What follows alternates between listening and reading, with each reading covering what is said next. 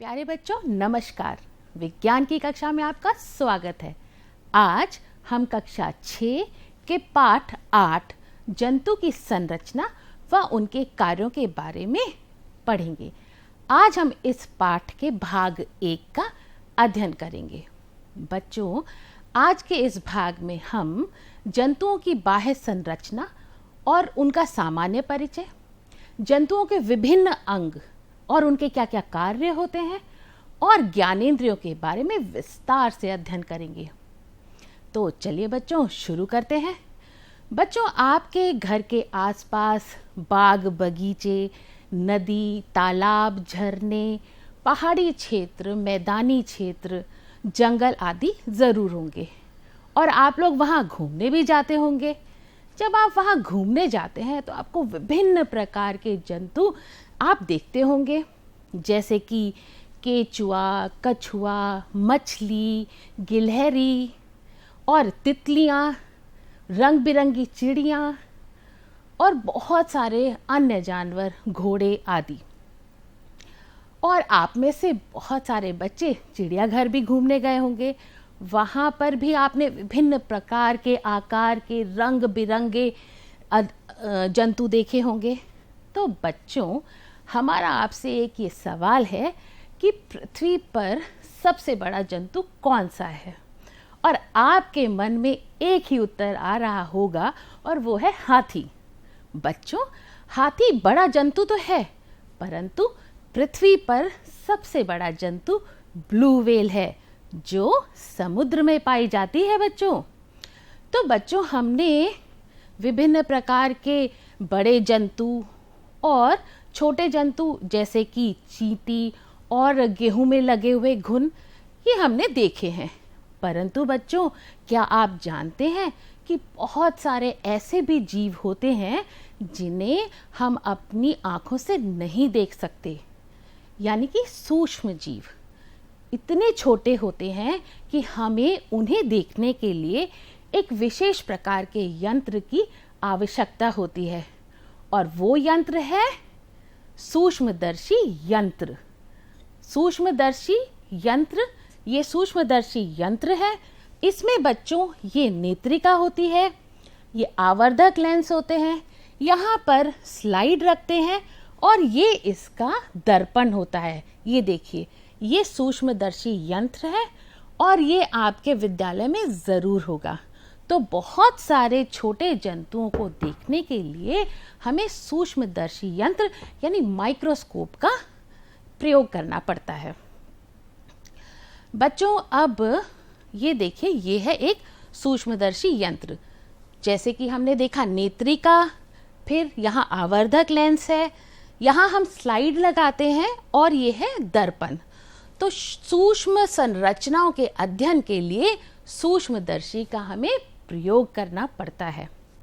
बच्चों, आपके पास तालाब तो ज़रूर होगा, तो आप वहाँ से यदि थोड़ा सा पानी ले आएं और वहाँ के पानी को एक दो बूंद उसको स्लाइड पे रख के यदि हम सूक्ष्मदर्शी यंत्र के द्वारा देखें तो हमें कुछ कुछ ऐसा दिखाई देगा। यहाँ पर विभिन्न प्रकार के जंतु जैसे कि विषाणु, जीवाणु, क्लेमाइडोमोनास, पैरामीशियम, अमीबा, ये विभिन्न प्रकार के सूक्ष्म जीव हमें देखने को मिलते हैं। इसीलिए बच्चों कहते हैं कि सभी जगह का पानी हमें नहीं पीना चाहिए, क्योंकि आप यदि पानी देखने में तो हमें साफ लगेगा, परंतु यदि हमने उस पानी को पी लिया तो उसमें सूक्ष्म जीव हो सकते हैं, जिसके कारण हमें बहुत सारी बीमारियां हो सकती हैं। तो इसलिए हमेशा स्वच्छ पानी ही हमें पीना चाहिए। तो बच्चों, अभी हमने जाना बड़े से बड़े जंतु के बारे में और छोटे से छोटे जंतु के बारे में। अब हम विभिन्न आकार के जंतुओं के बारे में जानेंगे। जीवधारी भिन्न भिन्न आकार के होते हैं। आइए देखते हैं कैसे कैसे। ये है बच्चों पैरामीशियम, फिर आया क्लेमाइडोमोनास, उसके बाद अमीबा, फिर है बच्चों मछली, तारामीन, उछलता हुआ आया मेंढक, और फिर है कछुआ, फिर तितली। देखिए रंग बिरंगी तितली कितनी सुंदर लगती है फूलों पे मंडराती हुई। फिर सांप है, उसके बाद कुत्ता, और ये विभिन्न प्रकार के बहुत सारे ऐसे जंतु हैं जिसमें ज़्यादातर जंतु आपने देखे होंगे, भागता हुआ घोड़ा, फिर गाय और हाथी। बच्चों, इनमें से कुछ जंतु अकशेरुकी होते हैं और कुछ जंतु कशेरुकी जंतु होते हैं।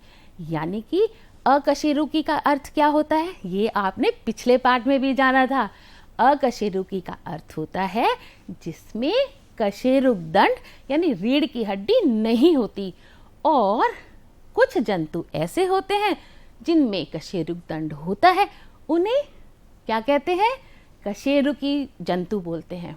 बच्चों, कशेरुकी जंतुओं में सर्वोच्च मनुष्य होता है।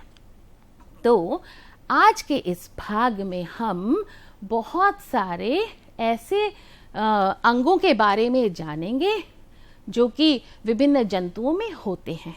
इसमें हम मानव के बारे में भी जानेंगे, यानी कि अपने बारे में जानेंगे। तो इसलिए ये पाठ बहुत ही रोचक है, क्योंकि अपने बारे में जानना कि हमारे अंदर कौन कौन से अंग हैं और उनका क्या क्या कार्य है, तो इसे जानने में तो बड़ा मज़ा आएगा। तो चलिए एक एक करके आइए हम इनको जानते हैं। तो सबसे पहले हम बात करते हैं पाचन अंग की। बच्चों, हमारे घर के बड़े सब लोग आपको क्या बोलते हैं कि समय पे भोजन करना चाहिए, और कैसा भोजन होना चाहिए, वो संतुलित आहार होना चाहिए। तो पहले हम बात करते हैं कि समय पे भोजन हमें क्यों करना चाहिए। बच्चों, क्योंकि भोजन से हमें क्या चीज़ मिलती है, सोचिए सोचिए, बिल्कुल सही, भोजन से हमें बहुत सारी ऊर्जा मिलती है, और उस ऊर्जा से हम क्या करते हैं, अपने सभी कार्यों को करते हैं। तो कार्य करने की क्षमता हमें वही ऊर्जा प्रदान करती है जो ऊर्जा हमें भोजन से मिलती है। तो बच्चों, पचा हुआ भोजन हमारी छोटी आंत से सभी कोशिकाओं तक पहुंचता है।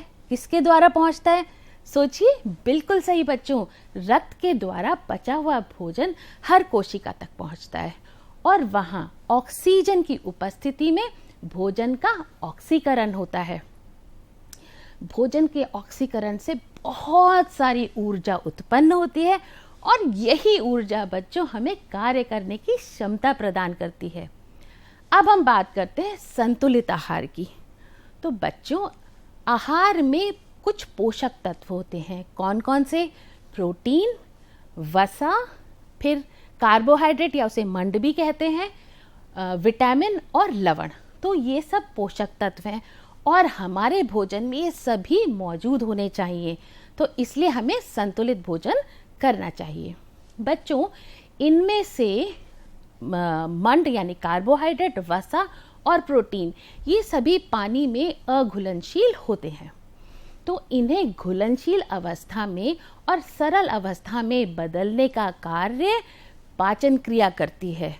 तो अब हम बात करते हैं पाचन अंगों की, यानी कि वो अंग जो पाचन की क्रिया में सहायता प्रदान करते हैं, वो होते हैं पाचन अंग। तो आइए पाचन अंगों को क्रमवार जानते हैं। तो उसमें होता है मुख, मुखगुआ, ग्रास नली, फिर अमाशय जिसे हम स्टमक कहते हैं, फिर छोटी आंत, छोटी आंत के बाद बड़ी आंत, फिर मलाशय और गुदा। ये मुख से लेके गुदा तक आहार नाल कहलाती है, जो कि बच्चों तकरीबन 9 मीटर लंबी होती है। बच्चों, इसके साथ साथ पाचन अंग के साथ साथ पाचन ग्रंथियां भी होती हैं। वो होती हैं जैसे कि यकृत यानी कि लीवर, ये तो आपने सुना ही होगा। तो लीवर को ही यकृत बोलते हैं, और यह मनुष्य के शरीर की सबसे बड़ी ग्रंथि होती है, जो कि ये देखिए, ये है, जो कि चॉकलेट रंग की होती है, यानी कि भूरे रंग की होती है, और यह पित्त रस का स्राव करती है। उसके साथ साथ एक और ग्रंथि होती है जिसे अग्नाशय कहते हैं, जिसे इंग्लिश में पैंक्रियाज बोलते हैं। ये गुलाबी रंग की होती है, और यह अग्नाशयी रस का स्राव करती है। तो चलिए बच्चों, पाचन कैसे कैसे होता है हम उसके बारे में जानते हैं। तो पाचन, हम सबसे पहले भोजन अपने मुंह में रखते हैं, है ना, मुंह में रखते हैं, तो बच्चों पाचन मुंह से ही शुरू हो जाता है, क्योंकि जैसे ही हमने अपना भोजन मुंह में रखा तो दांत क्या करते हैं, उसे छोटे छोटे टुकड़ों में काट देते हैं और तभी लार भी हमारे मुंह में आ जाती है। और जीभ का क्या काम होता है, वह भोजन को और लार को अच्छी तरह से मिला देती है और उसके बाद वो भोजन हम उसे निगलने में हमें बहुत आसानी होती है। तो बच्चों आपने देखा होगा कई बार आप बहुत जल्दी जल्दी खाना खाते हैं तो क्या होता है, आपका खाना अटकने लगता है। उसका कारण क्या है कि हम क्योंकि जल्दी खाना खा रहे हैं तो उतनी लार नहीं बन पा रही, इसलिए हमें फिर पानी के द्वारा उसको निगलना पड़ता है। अब वहाँ से भोजन पहुँचता है हमारे अमाशय में यानी स्टमक में, जो कि जे शेप का होता है। वहाँ पर भोजन बच्चों तकरीबन 3 घंटे रहता है और उसका पाचन होता है। उसके बाद वह खाना छोटी आंत में पहुँचता है और जैसा कि अभी हमने बात की थी कि पाचन ग्रंथियाँ हैं, यकृत और अग्नाशय, तो वहाँ से जो पित्त रस और अग्नाशयी रस है वो वहाँ से स्रावित होकर छोटी आंत तक पहुँचता है और छोटी आंत में पाचन पूरी तरह से हो जाता है, यानी भोजन का पाचन पूरी तरह से छोटी आंत में संपूर्ण हो जाता है। उसके बाद अब जो हमने पहले बात की थी कि पचा हुआ भोजन रक्त के द्वारा हर कोशिका तक पहुंचता है, वहाँ उसका ऑक्सीकरण होता है और ढेर सारी ऊर्जा उत्पन्न होती है। अब बचे हुए खाने का यानी कि जो वेस्ट प्रोडक्ट है उसका क्या होता है, तो बच्चों वो बड़ी आंत से होते हुए मलाशय और गुदा से वह बाहर निकल जाता है। तो ये हुआ बच्चों हमारा पाचन तंत्र, पाचन अंग, जिसके बारे में हमने जाना। अब हम अपने अगले अंग पर चलते हैं, वो है श्वसन अंग। तो श्वसन तो आप जानते हैं क्या होता है, सांस लेना और सांस छोड़ना, यानी कि ऐसी वायु को ग्रहण करना जो ऑक्सीजन युक्त होती है और कार्बन डाइऑक्साइड युक्त वायु को बाहर निकालना, ये श्वसन कहलाता है। इसी प्रकार से बच्चों श्वसन के विभिन्न अंग होते हैं, आइए उन्हें भी क्रमवः हम जानते हैं। तो वो सबसे पहले होता है नासिका, फिर नासा मार्ग, उसके बाद ग्रसनी, कंठ, श्वास नली, श्वास नलिकाएं और फेफड़े। विभिन्न जंतु अलग अलग अंगों का प्रयोग करके श्वसन क्रिया करते हैं, जैसे कि मछलियों में गिल्स होते हैं, कीट पतंगों में वायु नलिकाएं होती हैं और मनुष्यों में हम जानते ही हैं फेफड़े होते हैं। तो बच्चों ये हुआ श्वसन और श्वसन अंग। अब हम बात करते हैं बच्चों हृदय की। तो बच्चों मनुष्य का हृदय लाल रंग का होता है और इसका आकार एक बंद मुट्ठी, जैसे ये मुट्ठी बंद है, इसका आकार इतना होता है। यह मनुष्य के वक्ष में बाईं ओर झुका होता है और हृदय में कुल 4 कक्ष होते हैं। मनुष्य के हृदय में 4 कक्ष होते हैं, 2 अलिंद होते हैं और 2 निलय होते हैं। तो आइए इसके बारे में जानते हैं। उससे पहले बच्चों हम ये जान लेते हैं कि रक्त 2 प्रकार का होता है। कैसे? अब आप सोचेंगे रक्त 2 प्रकार का होता है, यानी कि अशुद्ध रक्त और शुद्ध रक्त। बच्चों अशुद्ध रक्त उसे कहते हैं जिस रक्त में कार्बन डाइऑक्साइड होता है, और शुद्ध रक्त कौन सा हुआ? बिल्कुल सही, जिसमें ऑक्सीजन गैस होती है। तो विभिन्न हमारे जो शरीर में विभिन्न अंग हैं, वहाँ से अशुद्ध रक्त हृदय में आता है। कहाँ पर आता है? हृदय के दाएं अलिंद में। दाएं अलिंद से यह देखिए दाएं अलिंद में आ रहा है, या उसके बाद ये एरो देख रहे हैं आप, तो ये आया दाएं अलिंद में। अशुद्ध रक्त दाएं अलिंद से जाता है दाएं निलय में। अब दाएं निलय से वह जा रहा है हमारे फेफड़ों तक। फेफड़ों में क्या कार्य होता है? आप सोचेंगे हृदय से फेफड़ों में क्यों जा रहा है रक्त? क्योंकि यहाँ रक्त का शुद्धिकरण हो रहा है। यहाँ पर जो कार्बन डाइऑक्साइड रक्त में मिली हुई थी उसे बाहर फेंक दिया जाता है और उस रक्त में ऑक्सीजन मिल जाता है। तो अब वो रक्त कैसा हुआ बच्चों? बिल्कुल सही, अब वह रक्त हुआ शुद्ध रक्त। अब शुद्ध रक्त वापस हृदय में आता है। अब वो कहाँ आता है, ये देखिए, रक्त वापस फेफड़ों से हृदय के बाएं अलिंद में आता है। हाँ, बाएं अलिंद से यह रक्त जाता है बाएं निलय में, और फिर ये महाधमनी के द्वारा ये रक्त, शुद्ध रक्त, हमारे शरीर के विभिन्न अंगों में, सभी अंगों में पहुंचता है। तो बच्चों, आप एक प्रश्न से बिल्कुल कंफ्यूज मत होइएगा, क्योंकि आपसे ये पूछा जा सकता है कि रक्त का शुद्धिकरण कहाँ होता है। तो आमतौर से बच्चे सोचते हैं रक्त है तो ये ज़रूर हृदय में हो रहा होगा। नहीं बच्चों, रक्त का शुद्धिकरण फेफड़ों में होता है। और हृदय का क्या काम है? हृदय का काम है रक्त को पंप करना। ये नियंत्रित रूप से धड़कता रहता है। और वयस्क मनुष्य में, यानी एडल्ट में, 1 मिनट में हृदय 72 बार धड़कता है। और ये तो आप जानते हैं, डर लगने से, क्रोध आने से और तनाव से हृदय की जो धड़कनें हैं वो बढ़ जाती हैं। तो अब हमने बात की थी हृदय की, तो बस ये आप याद रखिएगा कि हृदय के मुख्य 4 कक्ष होते हैं। मनुष्य में 2 अलिंद होते हैं और 2 निलय होते हैं। अब बच्चों, अब हम अगले अंग के पर बात करेंगे, जो है उत्सर्जन अंग। अब बच्चों, जैसे क्रियाएं, श्वसन की क्रिया हुई और पाचन की क्रिया हुई, तो ऐसी क्रियाओं के द्वारा बहुत सारे अपशिष्ट पदार्थ हमारे शरीर में बन जाते हैं, जो कि हमारे शरीर के लिए बहुत अनुपयोगी हैं, मतलब नुकसान पहुंचाते हैं। तो ऐसी चीज़ों को तो हमें शरीर से बाहर निकालना होगा। तो जो अपशिष्ट पदार्थ हैं उनको शरीर से बाहर निकालने की क्रिया को उत्सर्जन क्रिया कहते हैं। और उसी प्रकार से उत्सर्जन क्रिया की सहायता करने वाले अंगों को उत्सर्जन अंग कहते हैं। तो आइए हम जानते हैं मनुष्य के उत्सर्जन अंग कौन कौन से होते हैं। तो उसमें होते हैं 2 वृक्क। वृक्क शब्द आपको थोड़ा मुश्किल लगेगा, लेकिन किडनी तो आपने ज़रूर सुना होगा। तो बच्चों, वृक्क यानी किडनी, तो 2 किडनी होती हैं। फिर मूत्रवाहिनी होती हैं, मूत्राशय और मूत्रमार्ग। तो आइए अब बात करते हैं कि वृक्क का क्या कार्य होता है। बच्चों, किडनी का कार्य होता है, वह रक्त को छानती है। रक्त को छानने पर अपशिष्ट पदार्थों को वह अलग कर देती है।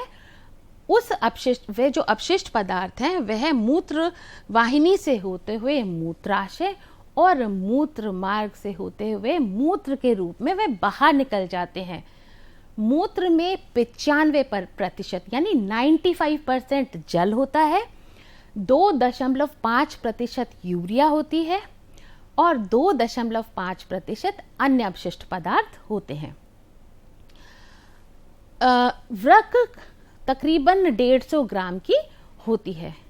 तो बच्चों, जैसा हमने जाना कि वृक्क का कार्य है रक्त को छानना, तो यदि किसी मनुष्य में दोनों किडनी किसी भी कारण से खराब हो जाती हैं, तो क्या होगा? फिर रक्त को कौन छानेगा? तो तब इस कार्य को करने के लिए मशीन के द्वारा रक्त को छाना जाता है, साफ किया जाता है, और इस क्रिया को डायलिसिस कहते हैं।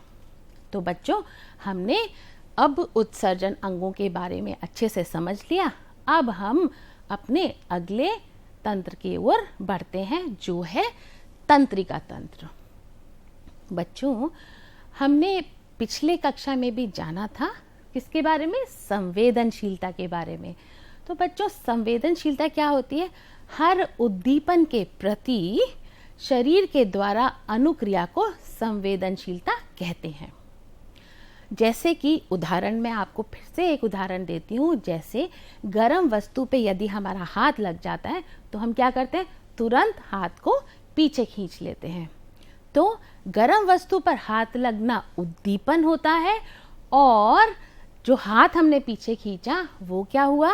वो हुआ शरीर की अनुक्रिया। बिल्कुल सही। अब क्रियाओं के हिसाब से बच्चों, कुछ ऐसी क्रियाएं होती हैं जो हमारे हाथ में नहीं होती, जो अपने आप होती हैं। ऐसी क्रियाओं को अनैच्छिक क्रिया कहते हैं, यानी हमारी इच्छा पे वो डिपेंड नहीं करती हैं। उसके बाद होती है ऐच्छिक क्रिया। ऐच्छिक क्रिया यानी उसका एक उदाहरण ये है कि आप अपनी इच्छा से बैठकर इस पाठ को कितने ध्यानपूर्वक सुन रहे हैं, तो ये आपकी ऐच्छिक क्रिया हुई, यानी कि अपनी इच्छा से पढ़ना, फिर शाम को अपनी इच्छा से खेलना, फिर कौन सा खेल खेलना ये भी आपकी इच्छा होती है, और बातें करना, तो ये सब ऐच्छिक क्रियाएं हुई। तो उसके बाद बच्चों बात हम करते हैं तंत्रिका तंत्र की। तो शरीर में घटित समस्त क्रियाओं के नियमन और नियंत्रण रूप से वो होती रहें, उसके लिए हमारे शरीर में तंत्रिका तंत्र पाए जाते हैं। तंत्रिका तंत्र के मुख्य 3 भाग हैं, मस्तिष्क, रीढ़ रज्जु और तंत्रिकाएं। ये तीनों ही मस्तिष्क, रीढ़ रज्जु और तंत्रिका एक विशेष प्रकार की कोशिका से बनी होती है, जो कि तकरीबन 1 मीटर लंबी होती है, और इसमें एक छोर से संदेश भेजा जाता है या वो संवेदना को ग्रहण करती है, और दूसरे छोर से संदेश भेजा जाता है, यानी एक तरफ से ग्रहण किया जाता है और दूसरे छोर से वह संदेश को आगे भेजती है। तो ये तो हुआ तंत्रिका तंत्र के बारे में। तंत्रिका तंत्र के मुख्य 3 भाग होते हैं, मस्तिष्क, रीढ़ रज्जु और तंत्रिकाएं। सूक्ष्म जीवों में अलग से तंत्रिका तंत्र नहीं होते, क्योंकि हम जानते हैं कि सूक्ष्म जीव एक कोशिक होते हैं, और इसलिए उनका समस्त शरीर संवेदना ग्रहण करता है और तंत्रिका तंत्र के रूप में समस्त शरीर कार्य करता है। और कुछ जंतु जैसे कि कछुआ, मछली, इनमें तंत्रिका तंत्र पाया जाता है, परंतु पूर्ण विकसित इनमें नहीं होते। अब हम बात करते हैं बच्चों ज्ञानेंद्रियों के बारे में। तो ज्ञानेंद्रियां क्या हैं? ऐसे अंग जो हम सुनने, देखने, महसूस करने, स्वाद, रंग आदि के बारे में जो हमें बताते हैं, उन्हें ज्ञानेंद्रिय या संवेदी अंग कहा जाता है। मुख्य हमारे मनुष्य के शरीर में 5 संवेदी अंग होते हैं, जैसे कि कान, आँख, नाक, जीभ और त्वचा। तो अब हम एक एक करके इनके बारे में जानते हैं। सबसे पहले हम बात करते हैं कान की, जिसे श्रवणेंद्रिय कहते हैं। कान के मुख्य 3 भाग होते हैं बच्चों, 3 भाग कान के। एक तो बाह्य कर्ण, ये देखिए, ये बाह्य कर्ण है, इसको मैं आराम से मोड़ रही हूँ, ये बहुत कोमल होता है, मुझे दर्द नहीं हो रहा है इसको मोड़ने में। तो ये क्यों हो रहा है? क्योंकि ये कार्टिलेज से बना हुआ है। ये किससे बना हुआ है? कार्टिलेज से, यानी उपास्थि से बना हुआ है। उसके बाद आता है मध्य कर्ण। मध्य कर्ण में कर्णपटा झिल्ली होती है और होता है अंदर आंतरिक कर्ण। बाह्य कर्ण और मध्य कर्ण ध्वनि तरंगों को ग्रहण करके आंतरिक कर्ण तक पहुंचाता है, और सुनने का कार्य आप जानते ही हैं कि कान के कार्य क्या होते हैं, बताइए। बिल्कुल बच्चों, सही आप सोच रहे हैं, कान का कार्य सुनने का होता है। इसके साथ साथ कान का कार्य होता है, ये देखिए, संतुलन बनाने में वह सहायक होता है, शरीर का संतुलन बनाने में सहायक होता है। कौन? कान। अब हम बात करते हैं आंख की। तो आंख को दृश्येंद्रिय कहते हैं, और आंख का कार्य क्या होता है ये तो आप जानते ही हैं, आंख देखने का कार्य करता है। आंख में 1/5 भाग हमें बाहर से दिखाई देता है, बाकी हिस्सा नेत्र कटोरी में सुरक्षित रहता है। इसी तरह से हमारी पलकें और बरौनियां हमारी आंख को सुरक्षित रखती हैं। अब हम बात करेंगे कि हमारी आंख में किस प्रकार का लेंस होता है, हम कैसे देख पाते हैं। तो बच्चों, हमारी आंख में एक पारदर्शी उत्तल लेंस होता है, जो कि वस्तुओं का प्रतिबिंब अंदर ही बनाता है, और वही चित्र हम देखते हैं। तो इस प्रकार से हम आंखों के द्वारा देख सकते हैं। अब हम बात करते हैं नाक की। नाक यानी घ्राणेंद्रिय, यानी जो हमें गंध देता है, सुगंध हो या दुर्गंध हो। बच्चों, चींटी और कुत्तों की घ्राण शक्ति बहुत स्ट्रांग होती है, बहुत तेज होती है। तभी आपने देखा होगा रसोई में कोई भी चीज़ गिर जाती है तो चींटियाँ लाइन बनाकर आ जाती हैं।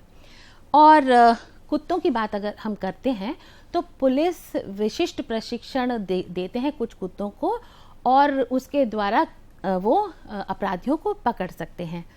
इसी प्रकार से बच्चों जीभ है जिसे स्वादेंद्रिय कहते हैं, और उसमें बहुत सारे स्वाद कलिकाएं होती हैं जो हमें विभिन्न प्रकार के स्वाद के बारे में बताती हैं।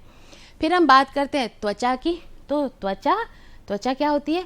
ये हमें सर्दी, गर्मी, कोमल, कठोर इसका एहसास दिलाती है, और इसी पद्धति त्वचा के स्पर्श के द्वारा ही जो नेत्रहीन व्यक्ति होते हैं वह ब्रेल पद्धति के द्वारा अक्षरों को पहचान सकते हैं। तो बच्चों आज के इस भाग में हमने विभिन्न चीज़ों के बारे में जाना, जैसे कि सूक्ष्मदर्शी यंत्र के द्वारा हम सूक्ष्म जीवों को देखते हैं, विभिन्न आकार के जंतु देखे हमने, फिर उनके विभिन्न अंगों के बारे में जाना। ये विभिन्न अंग हैं पाचन, श्वसन, हृदय। उसके बाद बच्चों ज्ञानेंद्रियों के बारे में जाना, जैसे कान, आँख, नाक, जीभ और त्वचा। तो बच्चों आज जो हमने जाना तो हम ये देखते हैं कि हमें कितना उससे सीखा। तो उसके लिए हम एक रिक्त स्थान करते हैं जो है पाचन अंग के बारे में। तो आइए पाचन अंग को क्रमवार जो हमने पहले पढ़ा था देखते हैं हमें कितना याद है। तो हम शुरू करते हैं पाचन अंग को। सबसे पहले पाचन अंग में आता है मुख गुहा, और मुख गुहा के बाद क्या आएगा? बताइए, सोचिए क्या आएगा? बिल्कुल सही, ग्रास नली। ग्रास नली के बाद अमाशय, और अमाशय के बाद क्या आता है? छोटी आंत आती है या बड़ी आंत आती है? सोचिए। बिल्कुल सही, अमाशय के बाद आएगी छोटी आंत, और छोटी आंत के बाद बड़ी आंत। ये देखिए बड़ी आंत। बड़ी आंत के बाद अब वेस्ट प्रोडक्ट यानी कि जो अपचित भोजन था वो कहाँ जाएगा? वो जाएगा मलाशय में, और मलाशय से फिर वो गुदा के द्वारा, अगला आया गुदा, और गुदा के द्वारा वे वेस्ट प्रोडक्ट शरीर से बाहर निकल जाता है। तो देखा बच्चों, ये हुआ हमारा रिक्त स्थान जो कि पाचन अंग के बारे में था।